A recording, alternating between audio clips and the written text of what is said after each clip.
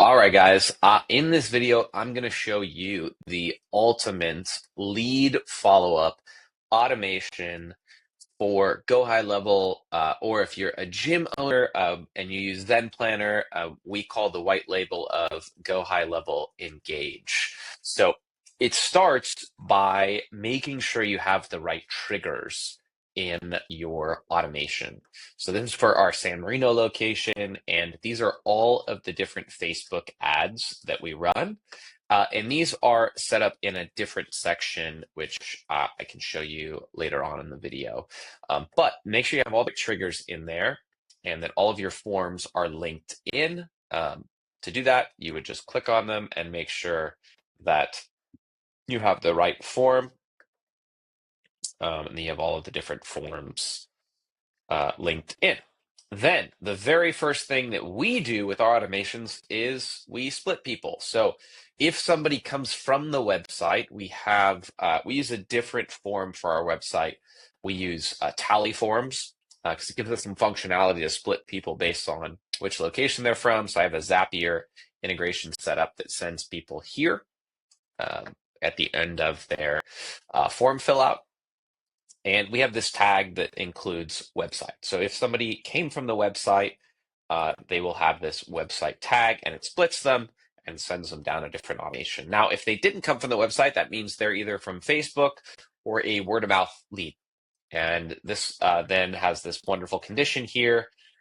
If they came in through the workflow trigger of word of mouth referral, we split them differently here. If not, we know that they're a Facebook or an Instagram lead. So you want to try and split people up based on what's important to you in your business. If you know that you need to have different levels of follow-up, and I'll show you how we follow up with a website lead compared to a Facebook lead here in just a second. You want to make sure you tag people or change it based on the workflow trigger. So for us, if somebody comes from the website, that means they're a super high potential lead. And I actually get personally a text message for those people sent to my iPhone. Like it pops up right here and tells me, hey, you've got a website lead that hasn't booked a phone call. Call them, text them, etc. And so what I do is I have this message set up that'll say, uh, let's see here, um, new SM website lead, name, phone number, tells me where they're from. And so I will literally I'll click on that number on my iPhone, click send message, and I have pre-set text templates in my iPhone. You can set those up pretty easily with a quick Google search, and I say, hey, name, saw you filled out a form on the website. This is Dr. Matt. Was that form for you or somebody else? Question mark. And I'll get 60-70% of people reply, say it was for me. And I ask them about their goals. Then I say we should set up a call to discuss further and get a lot of people to do that. So I have this internal notification set up to send to me, and this is what it looks like. That's what comes to my phone. I also send it to our team Slack with a couple key people that do phone calls, and I tell them to do the following things. And I send them an email. So I send them an email, say, hey, saw you filled out a form. I send them this link where they can book themselves for a discovery call.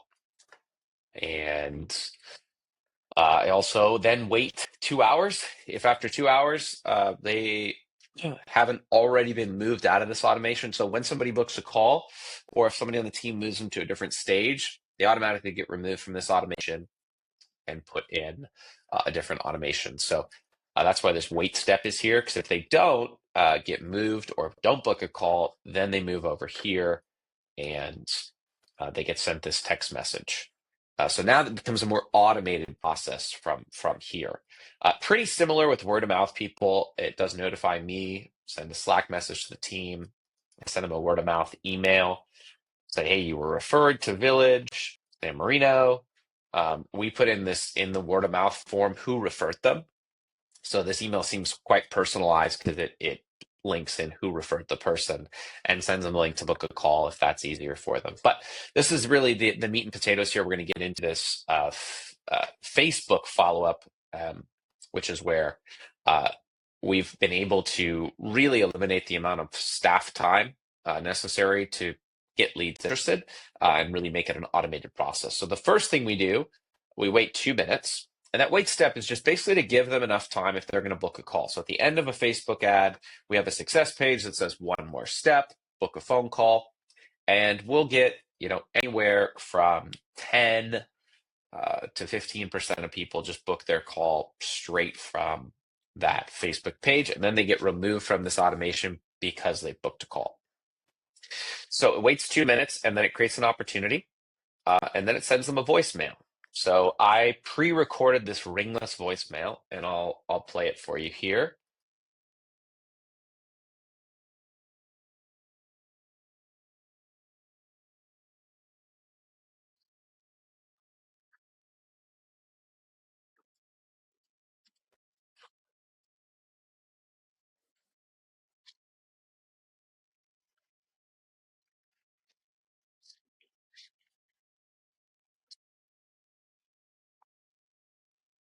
So pretty generic voicemail, but it sends straight to them. You can obviously customize that and make it seem like it's just from you, but it'll drop right into their voicemail, and then I think you'll get a lot of text and calls back. Then I send them an email that says, "Hey, saw you filled out a form," and then also send them a text message. What's your current goal? And really, you just want them to engage with you. And as you'll see, from here, we have these conditional wait steps built in. So we have 4 text messages or 4 steps really with these conditional wait steps built in. They wait for 2 hours or a contact reply. And so if they reply, then it notifies our team via Slack that, hey, this person's replied.